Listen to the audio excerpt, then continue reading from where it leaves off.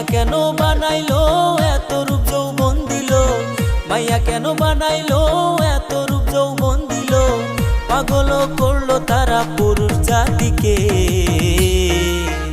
তারা প্রেমের জালে ফেলিয়া রূপের নেশা দেখাইয়া পাগল করলো ভাইরে পুরুষ জাতিকে। তারা প্রেমের জালে ফেলিয়া রূপের নেশা দেখাইয়া পাগল করলো ভাইরে পুরুষ জাতিকে।